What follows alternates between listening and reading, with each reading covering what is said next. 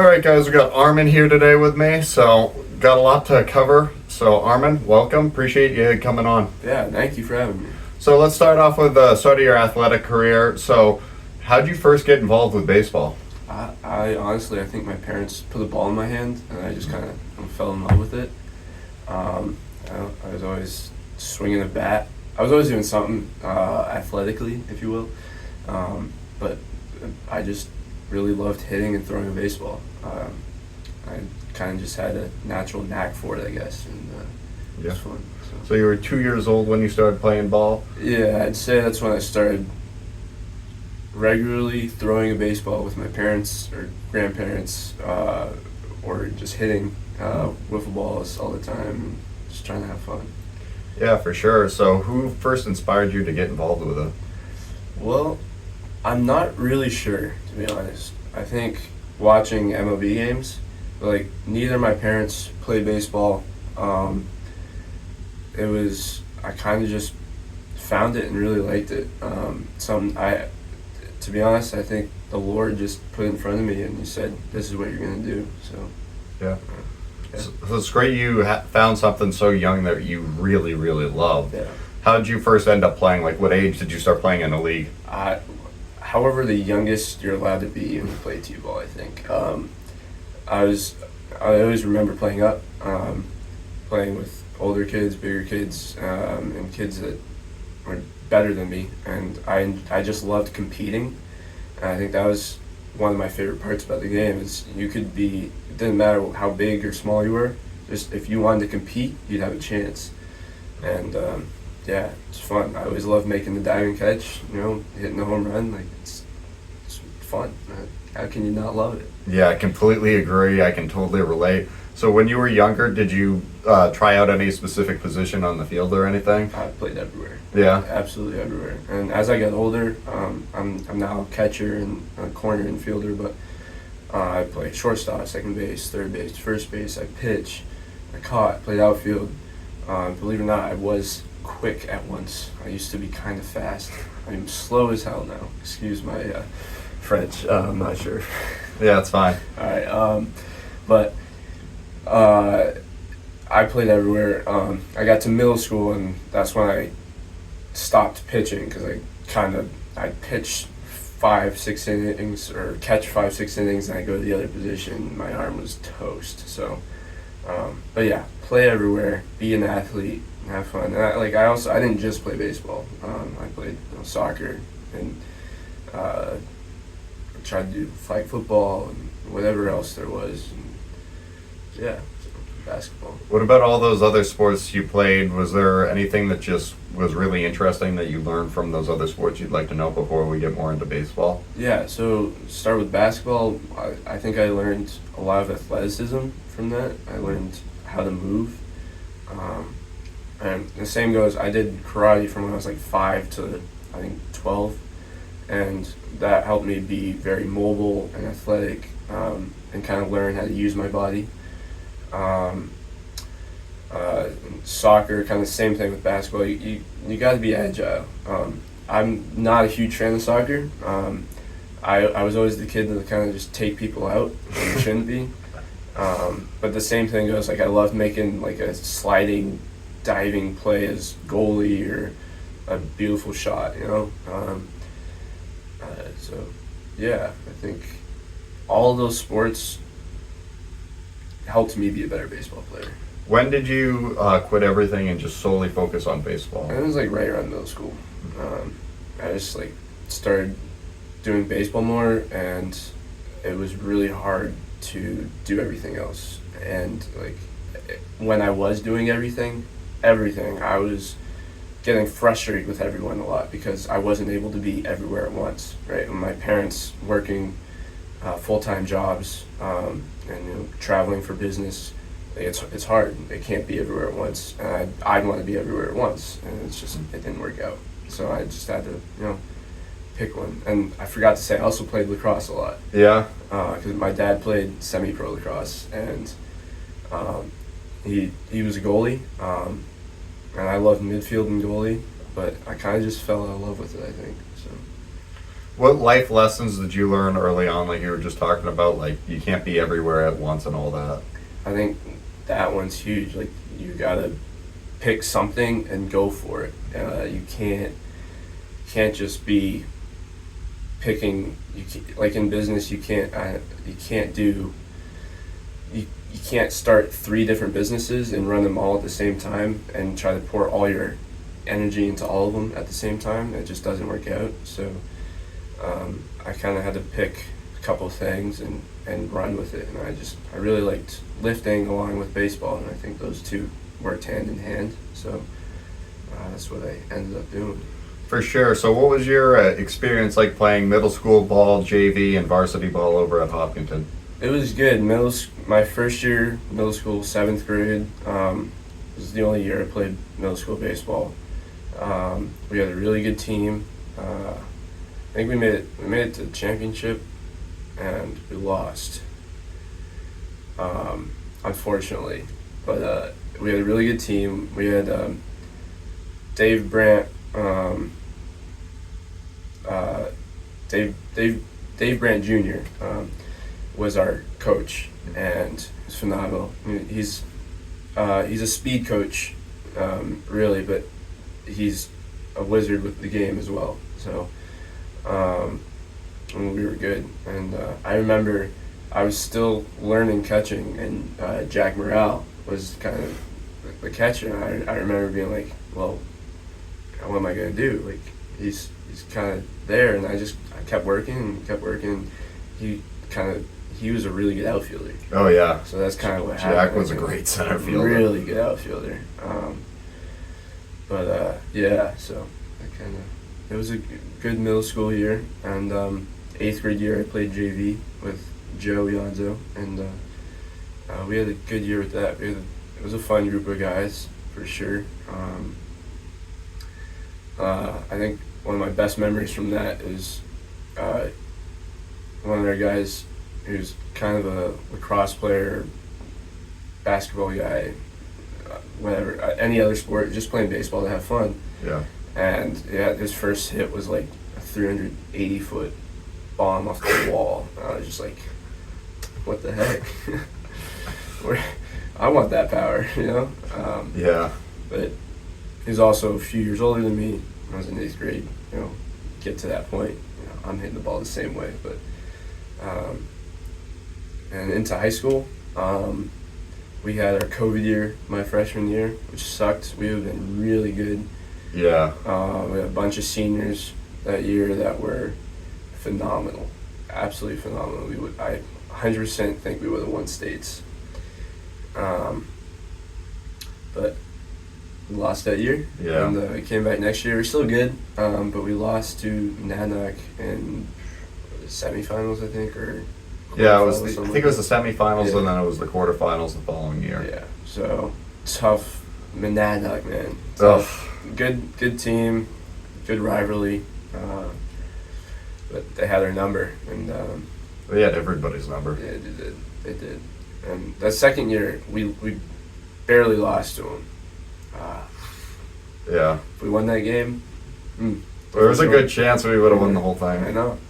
It's close. Yeah. Would you learn from the COVID experience, just like not being able to play, not wanting to take it for granted, and just what was your training like during that whole season when you didn't have a season? To be honest, I learned I loved the game because I didn't have anywhere to train. I didn't have anything in my house. I had a tee and a net, and everybody was doing their own thing. A lot of people were playing video games, and I kind of got sucked into that hole of video games all the time.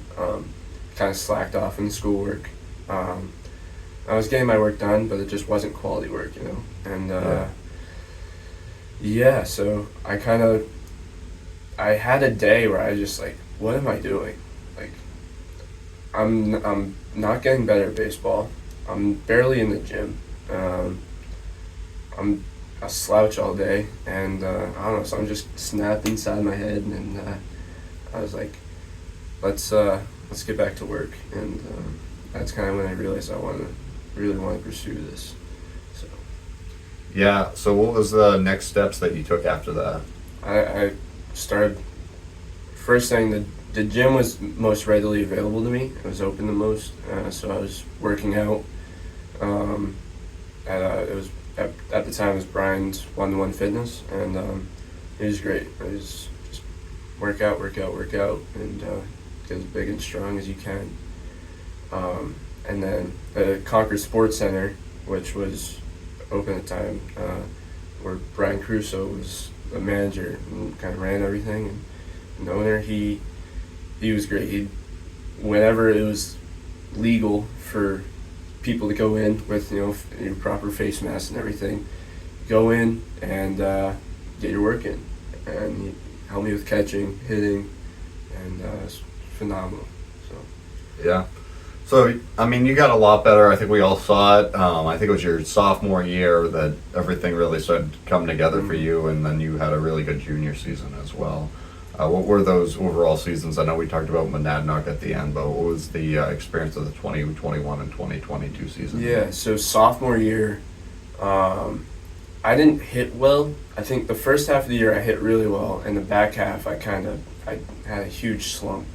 I can't remember exactly what I was doing, but I just couldn't figure it out. And but catching wise, I had it locked in. I was throwing guys out left, right, and center, and it was easy. Block everything, receive everything perfectly, and I say perfectly. That's not a term I should use in the game of baseball. Yeah. So, but it was a really good sophomore season. We got to playoffs, and it was. We won a game, and a game or two, and we ran into Monadnock, and we ran into a brick wall, Yeah. They kind of just took us by storm, and we didn't really know what hit us. Even though we played them earlier in the year, and they beat us by a lot, and we thought we figured it out. No. So we come back next year. I'm in the gym and in the facility all day long, every day, and I hit really well. Junior year, I hit I don't know. I was over 500 for most of the year, and I think I dipped right down under 5 at the end during playoffs, which isn't ideal. Obviously, you want to be hot when it counts, but I think that helped us get us to the Monadnock game, and it was a really good game. It was close. It was 4-3, I think, or 5-3. 5-2. Yeah. But we played well. I mean, there was two plays that really stood out. Yeah. I remember that year I had I had like a grade 3 strain in my Achilles 2 or 3 weeks before the season. Yeah, or 2 or 3 weeks before playoffs, I mean. And that one, I wasn't able to really move. My whole ankle was braced and taped up, so I couldn't really move it. And I was kind of waddling around. But that's part of the game. You got to play through stuff like that. And I think the year before that, my sophomore year, in practice, I got hit in the head, and on like a bunt play, ball went up, I went diving, and our first baseman hit me right in the temple. I was just out. I was out cold, and we had a playoff game the next day. So figured it out though. We played, and but yeah, injuries are part of it. So yeah, for sure. So I mean, did you know that going into your junior season that might be your last year at Hopkinton? I had thoughts about it because like everybody was kind of leaving. Chase was going to retire. I didn't really know what was gonna happen. And other guys left as well. So I was and still uncommitted, and I think that was it was getting to me where I really needed to get some more exposure with more or more eyes were at. So I went to Concord, and I played all right, but I re-injured an elbow injury, and I missed most of the year, which sucked. I was only really able to hit, and I really couldn't swing a bat. It was tough, but I think if I didn't have the injuries, it would have been a really good year for me. Because before I got hurt, I was hitting good like 600, like me and Nader and Brooks Craig were just raking. Yeah. I remember we had an interview with NH Sports Page after our first game of the season where we beat, Salem, I think. And I had a really good game. And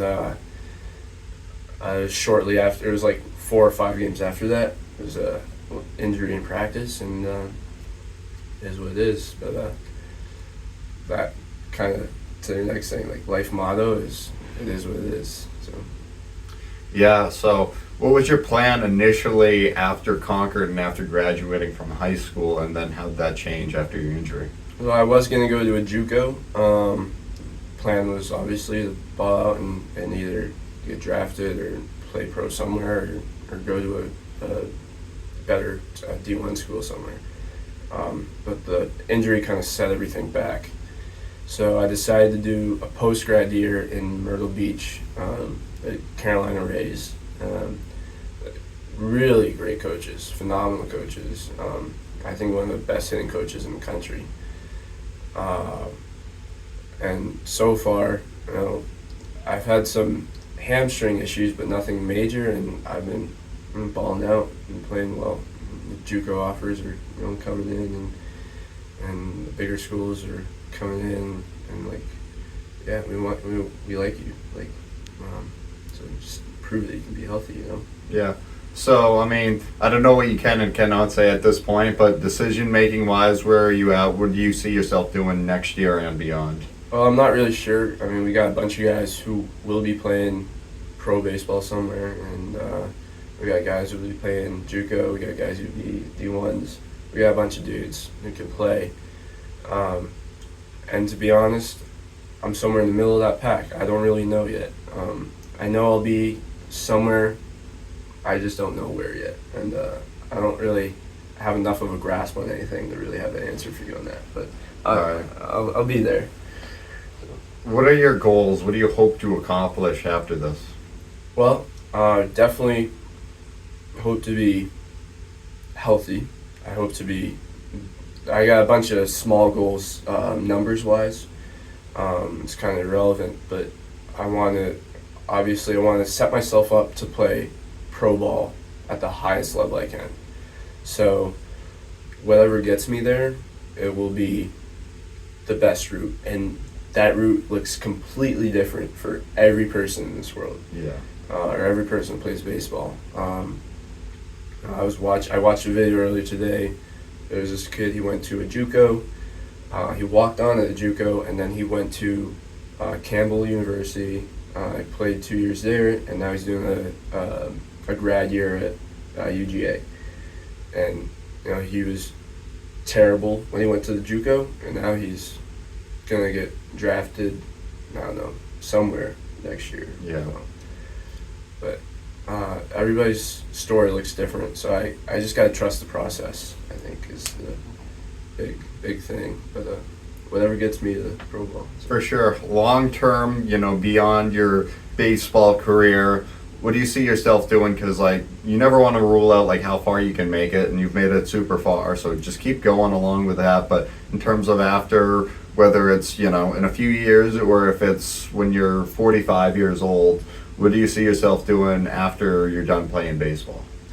Well, I definitely, I'm really into real estate and business and finances. So I'd like to start my own, a real estate firm or something of that nature. But I'd also really love to coach. I think, to to make money while I'm down there, I've been coaching, so I can stay around the facility and get my work in while I make some money. I really enjoy it. It's really fun watching somebody not know how to swing and then learn how to swing and hit the crap out of the ball. It's really cool to see. So I think coaching, maybe, you know, opening up a facility when I have the resources, and just staying around the game. So passing on the knowledge I've acquired from studying this game. You know, I think that's going, and obviously pass on. I don't know where I was going with that. But yeah, just pass on my knowledge of the game. Yeah, I got what you're saying. So, anything else you'd like to add, or any advice for any younger players out there who might be listening? So stick with it. You're gonna fail in life and in this game. Like 100% guarantee you will fail. You will get hurt. You will get beat down. If you keep working, then you will succeed in this game. So many people quit once they get knocked down. It just leaves room for the guys who don't give up. And it's been huge for me. It's just knowing that it's a game of failure is just helps you mentally. Otherwise, you'll go insane. So that's definitely my biggest piece of advice for sure. Yeah, I think we all know. Like, that's very true with life, but also with baseball, because like it's a game of failure. Like you said, like people get paid millions of dollars to, you know, fail 7 out of 10 times when they're up at the plate. So right, that's crazy. Like Shohei. Yeah. You know, he hits 300, hits 40 bombs, strikes out a ton of guys per year, has like a 340 ERA. He's getting paid $700 million to do that. Yeah. Have your kid playing baseball. You know? That's pretty good. All right, thanks, Armen. Appreciate you.